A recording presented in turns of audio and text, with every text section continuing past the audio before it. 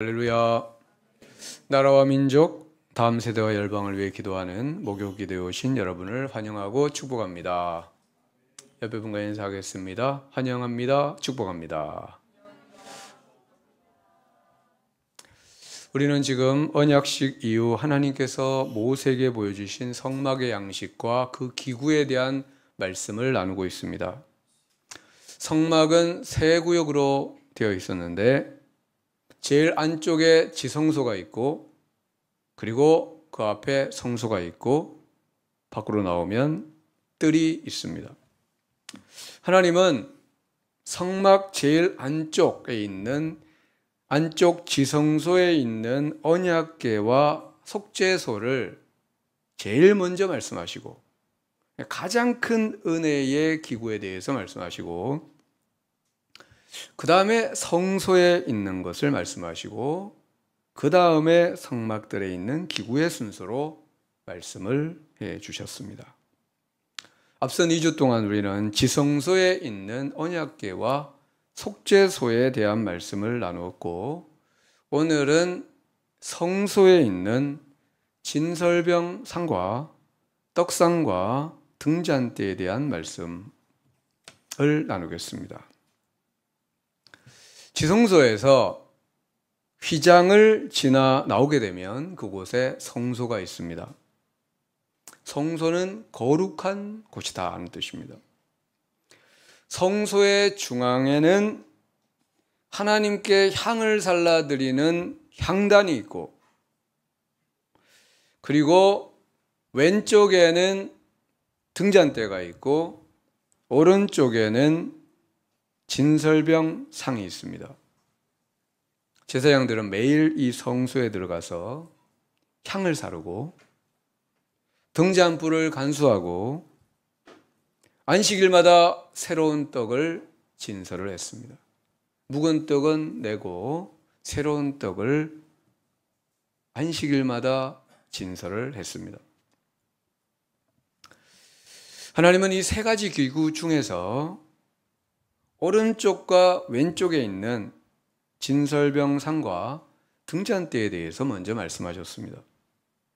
23절 우리 같이 읽어보겠습니다. 너는 조각목으로 상을 만들되 길이는 2규빗, 너비는 1규빗, 높이는 1규빗 반이 되게 하고. 상이라는 것은 말 그대로 상입니다. 여러분 밥 드실 때 쓰는 그 상, 탁자, 식탁이라는 뜻입니다. 이 상은 조각목, 시띵나무로 만드는데 길이는 2규빗, 너비는 1규빗, 높이는 1규빗 반이었습니다. 요즘 치수로 하면은 길이는 90cm, 너비는 45cm, 높이는 68cm. 그러니까 길이와 너비는 언약궤보다 조금 작고 높이는 언약궤와 같았습니다. 그리고 24절에 보면은 그 겉을 순금으로 싸고 주위에 금태를 두르라. 그러니까 이 상도 조각목과 순금으로 만든다는 면에서 언약궤와 같았습니다. 25절 그 주위에 손바닥 넓이만한 이 손바닥 넓이만한 턱을 만들고 그 턱 주위에 금으로 테두리를 만들라. 그러니까 이 강단에서 보면요, 이 턱이 있습니다. 그렇죠? 턱이 있죠? 여러분 안 보이겠지만 안에 들어가 있어요. 이제 안에 쑥 들어가 있어요. 손바닥 넓이만큼. 이 컵 비어 있는데 안 보이죠? 여기 이 정도 턱이 있는데요. 딱 이 정도네요. 그러니까 손바닥 넓이만한 턱이 이렇게 만들어 놓았습니다. 이 턱을 만든 이유는 상 위에 진설한 떡이 혹시라도 떨어지지 않도록. 왜냐하면 이동 중에도 떡을 그대로 두고 이동을 했는데 혹시라도 떨어지면 안 되기 때문에 이 턱을 손바닥 넓이, 높이만큼 만들었던 것입니다. 그리고 금고리와 채를 만들었는데, 이거는 이동할 때, 성막을 이동할 때 그 채를 메고 이동을 해야 했기 때문입니다. 30절, 상 위에 진설병을 두어 항상 내 앞에 있게 할지니라. 여기 진설, 음식을 차린다는 뜻입니다. 우리 한자로. 그리고 병은 무슨 병일까요? 떡병자입니다. 우리 전병 아시죠? 과자 중에 전병이라고 있죠. 그 병, 과자, 떡, 병입니다. 진설병 사진을 하나 보면 저런 식으로, 그렇죠? 이렇게 턱을 만들었고 채가 있고 다리가 있고 그 위에 6개씩 떡을 만들어서 이렇게 하나님 앞에 진설을 했던 겁니다. 그럼 이렇게 진설병상에 이렇게 떡을 올리는 것은 어떤 의미일까요? 우리나라에서 조상 제삿날이 되면 제사상을 차립니다. 그렇죠? 예. 여러 가지 음식을 법식에 따라 차려놓고 또 수저도 꽂아 놓습니다. 왜 제사상을 차리는 겁니까? 조상님의 영혼이 오셔서 드시라고 차리는 겁니다. 맞죠? 저는 제사를 안 드려봤는데, 맞죠? 조상의 영혼이 오셔가지고 드시라고, 진짜 드신다는 게 아니고 그런 목적으로 차린다는 겁니다. 그럼 하나님 앞에 드리는 이 떡도 하나님 드시라고 차려놓은 거냐? 그럴까요? 안 그럴까요? 아닙니다. 하나님 드시라고 차려놓은 게 아니에요. 여기에는 하나님께서 담아두신 영적 의미가 담겨 있는 것입니다. 진설병, 우리말로 하면 차려놓은 떡이라는 뜻이지만 히브리어로는 레헴파님이라는 단어인데요. 레헴은 떡이고요. 베들레헴, 떡집, 베드는 집이잖아요. 레헴파님, 파님은 얼굴입니다.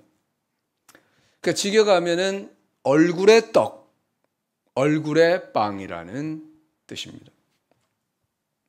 그리고 항상 내 앞에 있게 할지니라 할 때 내 앞에 역시 파님, 얼굴입니다.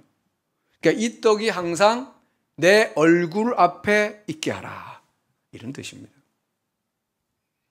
하나님의 얼굴은 하나님의 임재, 주의 얼굴, 아까 우리 찬양할 때 얼굴 나왔죠? 주의 얼굴 바랄 때 맞나요? 네, 주의 향기나 주님의 얼굴, 주님의 임재를 바라고, 그리고 하나님의 기쁨, 하나님의 기쁨을 의미합니다. 그러니까 이 떡이 있는 곳에는 하나님이 임재하시고 하나님의 얼굴이 거기 있는 거예요. 얼굴 딱 보고 계시는 거예요. 그리고 하나님은 항상 그 얼굴 앞에 있는 떡을 보시고 기뻐하신다는 겁니다. 그 떡을 딱 보시면서 기뻐하신다는 겁니다. 그러면 이 떡이 뭐냐? 복음주의 성경연구가 아드 핑커 목사님은 이 떡이 뭔지에 대해서 이렇게 설명했습니다. 떡이 하나님의 얼굴 앞에 있다는 것은 그것이 항상 그분께 연락됨을 말하며 그 떡이 하나님께 항상 연락이 된다. 그리고 아버지께서 언제나 그로 인하여 즐거움을 누리는 자로서의 그리스도의 인격을 예표한다. 그러니까 이 떡, 하나님 앞에 항상 있는 이 떡은 항상 하나님 앞에 있는 예수님, 그리고 항상 하나님의 기쁨이 되시는 예수님을 의미한다는 겁니다. 성육신 하신 예수님께서 공생애를 시작하실 때 요한에게 세례를 받으셨습니다. 그때 성령이 비둘같이 예수님 위에 임했고, 그리고 하늘에서 하나님의 음성이 들렸는데 너는 내 사랑하는 아들이라, 내가 너를 뭐하노라? 기뻐하노라. 하나님의 얼굴 앞에 있는 그 예수님이 하나님은 너무너무 기뻤던 겁니다. 그래서 그 상에 놓여 있는 그 진설병은 하나님 드시라는 게 아니고요. 항상 하나님 앞에 계시고 하나님의 기쁨이 되시는 하나님의 떡, 예수님을 상징한다는 거예요. 그래서 이 떡은 하나님의 기쁨이 되는 하나님의 떡이고 또한 이 떡은 그 백성, 우리를 위해 주시는 떡이기도 한 겁니다. 이 진설병은 고운 가루로 만든 12개의 떡으로서 하나님 앞에 7일 동안 진설해 놓았다가 거두고 새로운 떡을 진설했습니다. 그리고 그 거둔 떡은 어떻게 했느냐? 제사장들이 성소에서 먹었습니다. 제사장들이 성소에서 그 떡을 먹었습니다. 떡이 크죠? 네, 떡이 작지가 않아요. 이만합니다, 하나가. 12개. 그래서 이 떡을 먹었는데, 제사장들은 하나님 앞에 기쁨이 되었던 그 떡을 먹었고, 그 떡으로 인해 원기를 회복했습니다. 여러분, 예수님은 누구십니까? 이 땅에 오신 하나님의 떡이십니다. 하나님께서 우리를 위해 보내주신 생명의 떡이십니다. 요한복음 6장에서 예수님은 오병이어의 기적을 베푸셨습니다. 오병이어로 5,000명을 배불리 먹였습니다. 그저 사람들이 난리가 났습니다. 예수님께 막 몰려들었습니다. 그리고 예수님을 어떻게 하려고 했죠? 자기들의 임금으로 삼으려고 했습니다. 왜냐하면 예수님이 임금이 되시면 배불리 먹고 살 수 있다, 이 것입니다. 먹고 사는 문제는 해결이 된다. 그때 예수님께서 썩을 양식을 위하여 일하지 말고 영생하도록 있는 양식을 위하여 하라. 그러면서 그 양식이 사람들이 오병이어 예수님 만드신 거지만 어쨌든 썩을 양식이잖아요. 그 양식을 위하여 막 난리가 나니까 그 양식을 위해 그렇게 난리치지 말고 영생하도록 있는 양식을 위하여 하라. 그러면서 그 양식이 뭔지를 알려주셨습니다. 요한복음 6장 32절 하반절, 내 아버지께서 너희에게 하늘로부터 참떡을 주시나니, 33절, 하나님의 떡은 하늘에서 내려 세상에 생명을 주는 것이니라. 이 떡은 하나님이 주신 떡이며 하늘에서 내려온 떡이며 세상에 생명을 주는 하나님의 떡이다. 근데 이제 이 떡이라고 되어 있는데 영어로는 bread고 원래도 빵입니다. 빵은 주식이에요. 그러니까 우리는 떡은 주식은 아니죠. 간식이에요. 먹어도 되고 안 먹어도 돼요.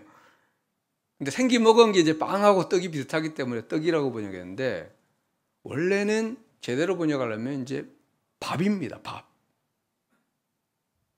하나님의 밥이라는 거예요. 하늘에서 내려 세상에 생명을 주는 밥이 있다. 이 밥을 먹어야 된다. 그 밥이 누구라는 겁니까? 51절. 나는 하늘에서 내려온 살아있는 떡이니 사람이 이 떡, 이 밥을 먹으면 영생하리라. 내가 줄 떡은 곧 세상의 생명을 위한 내 살이니라 하시니라. 사람들은 이 땅의 양식을 위해 열심히 일을 합니다. 이 땅의 음식을 열심히 먹습니다. 근데 그들이 정말 먹어야 될 참된 양식이 있는데 그것은 바로 하나님의 떡, 하늘에서 내려온 생명의 들이신 예수님이시고 누구든지 이 떡 예수님을 먹으면 영생한다고 하셨습니다. 예수님은 내가 아버지로 말미암아 사는 것 같이 나를 먹는 그 사람도 나로 말미암아 살리라. 그러니까 나를 먹으라는 거예요. 나를 먹으라. 여러분, 예수님 먹는다는 게 뭡니까? 예수님을 믿는 것입니다. 예수님을 믿는 것이 예수님을 먹는 겁니다. 예수님을 나의 주 나의 하나님으로 영접하는 것입니다. 그분의 말씀을 먹고 그분 말씀 따라 사는 것이며 우리 안에 계신 그리스도의 영 성령님과의 교통 속에 살아가는 것. 그래서 나는 그와 더불어 먹고 그는 나와 더불어 먹으리라. 그러면 누구든지 영생을 얻고 영생을 누리게 된다. 예수님을 먹어라 이렇게 말씀했습니다. 그뿐 아니라 성소 안에 진설된 이 떡은 예수님께서 자기 피로 사서 하나님께 드리신 하나님의 자녀들, 바로 우리를 뜻하는 떡입니다. 우리는 예수님께서 피로 사서 하나님께 드린 하나님의 떡이 됐습니다. 그래서 우리는 항상 어디에 있습니까? 하나님의 얼굴 앞에 있는 거예요. 왜냐하면 우리를 다 사가지고 하나님께 드렸기 때문에. 그래서 우리는 지금 하나님의 얼굴 앞에 진설이 딱 되어 있는 겁니다. 하나님이 우리를 보시고 기뻐하실까요? 슬퍼하실까요? 기뻐하십니다. 왜냐하면 이 떡이 하나님의 떡이기 때문에 기뻐하시는 거예요. 왜 기뻐합니까? 우리가 잘나서가 아닙니다. 예수님 아들의 피가 우리를 덮었기 때문에. 그리고 우리 안에 생명의 떡이신 예수님이 계시기 때문에 주님은 우리를 보시면서 기뻐하시는 거예요. 내가 너로 인하여 기쁨을 이기지 못하여 한다고 말씀하셨습니다. 여러분, 우리가 누굽니까? 우리는 예수님에 의해 하나님 앞에, 하나님의 얼굴 앞에 드려진 하나님의 떡입니다. 우리는 하나님이 기뻐하시는 제물로 드려진 사람들입니다. 그래서 바울은 말씀했습니다. 로마서 12장 1절. 그러므로 우리 같이 읽어봅시다. 그러므로 형제들아, 내가 하나님의 모든 자비하심으로 너희를 권하노니 너희 몸을 하나님이 기뻐하시는 거룩한 산 제물로 드리라. 이는 너희가 드릴 영적 예배니라. 예수님이 우리를 이미 하나님께 드리셨습니다. 우리도 우리 자신을 의지적으로 하나님이 기뻐하시는 하나님의 떡으로 날마다 드리라. 이렇게 말씀하고 있습니다. 두 번째는 등잔대입니다. 히브리어로 메노라라고 하는데요. 그 뜻은 빛을 발하는 것이다, 이런 뜻입니다.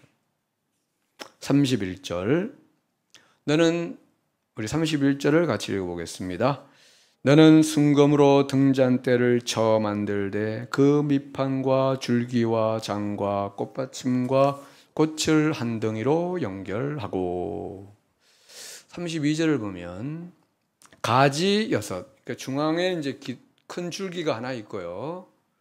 큰 줄기가 하나 있고 양옆으로 가지 6이 나오는데요.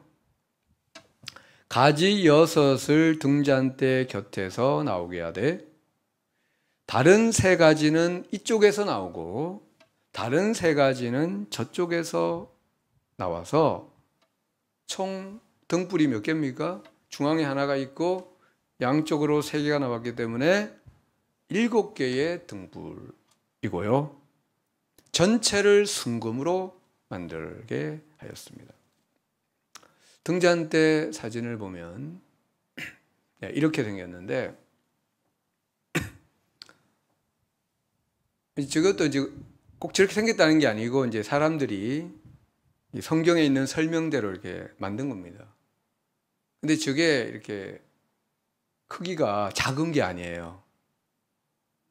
거의 사람 높이만한 그런 크기입니다. 엄청 커요. 왜냐하면은 성소 안에 이거를 딱 해놔서 전체를 다 비춰야 되는데 요만하면 안 되잖아요.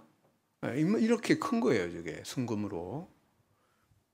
그래서 더 정대한 때는 성소를 비추는 유일한 빛이었습니다. 근데 이 등잔대 역시 예수님을 보여주는 모형입니다. 여러분, 예수님은 원래 천상에 계신 빛이었습니다. 계시록 1장에 보면은 예수님의 얼굴은 해가 힘있게 비치는 것 같았다. 예수님으로부터 엄청난 빛이 나왔다는 것입니다. 근데 예수님이 세상의 빛으로 이 땅에 오셨습니다. 요한복음 1장에 보면요, 참빛 곧 세상에 와서 각 사람에게 비추는 빛이 있었나니 그가 세상에 계셨으며 세상은 그로 말미암아 지은 바 되었으되 세상이 그를 알지 못하였고 자기 땅에 오매 자기 백성이 영접하지 아니하였으나 영접하는 자 곧 그 이름을 믿는 자에게는 하나님의 자녀가 되는 권세를 주셨다 말씀했습니다. 여러분, 우리가 예수님은 빛이고 이 빛이신 예수님을 우리가 영접하면 어떻게 됩니까? 우리 안에 빛이신 예수님이 들어오면 어떻게 됩니까? 우리 마음이 밝아집니다. 네, 우리 마음이 밝아집니다. 우리 안에 있던 어두움과 두려움과 절망과 근심이 떠나가고 밝은 희망, 미래에 대한 밝은 희망이, 우리 삶에 대한 밝은 소망이 넘치게 됩니다.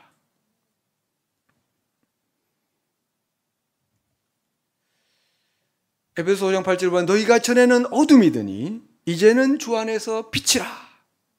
그게 빛이 된 거예요. 그리고 이제 얼굴이 어떻게 됩니까? 얼굴이 어두워져요? 밝아져요? 얼굴이 밝아집니다. 얼굴 밝게 하세요. 얼굴이 밝아집니다.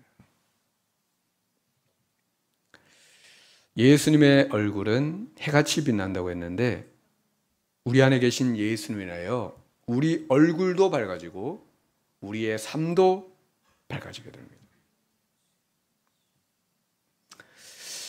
그리고 빛으로 오신 예수님께서 우리에게 주신 사명이 있는데요, 마태복음 5장 14절 너희는 세상의 빛이라. 이같이 너희 빛이 사람 앞에 비치게 하여 15절,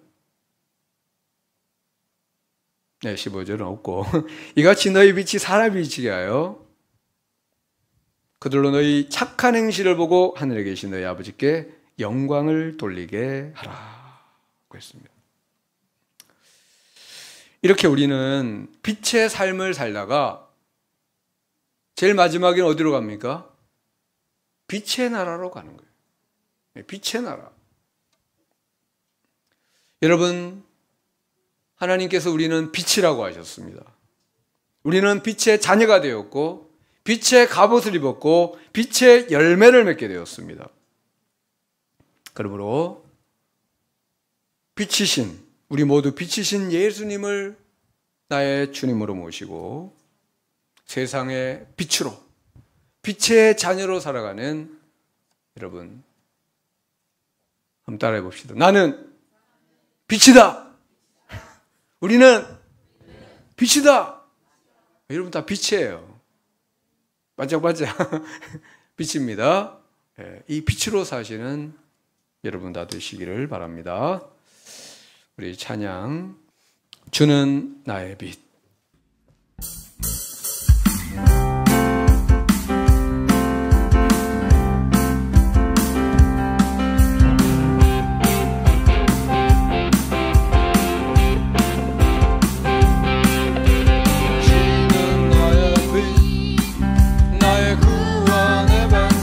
주님 안에, 주님 안에 소망이 있네. 나의 본인자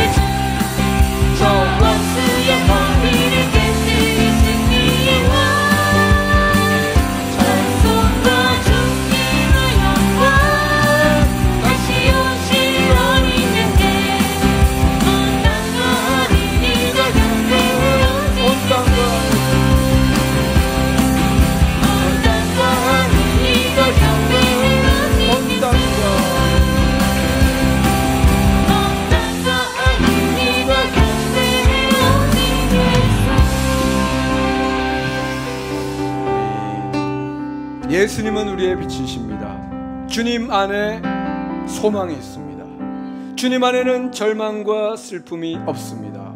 세상에 비치신 예수님, 우리 안에 좌정하셔서 우리를 비추어 주시옵소서. 우리 안에 있는 모든 불신과 두려움과 근심과 염려 사라지게 하시고 희망과 소망과 믿음과 확신으로 충만하게 하소서. 우리 안에 예수님의 빛이 충만하여 빛의 자녀, 빛의 열매를 맺고 세상에 주님의 빛을 전하게 하옵소서. 예수님은 하나님이 보내신 생명의 떡입니다. 이 떡을 먹으면 영생하리라. 예수님은 나를 먹으라고 하셨습니다. 날마다 예수님을 먹고 마시게 하옵소서. 예수님을 믿고 예수님과 교제하고 그 말씀을 따라 살아가게 하옵소서. 그래야 예수님의 생명이 나의 생명 되시고 우리도 예수님의 생명을 전하는 하나님의 떡이 되게 하여 주시옵소서. 우리 주여 부르며 기도하겠습니다. 주여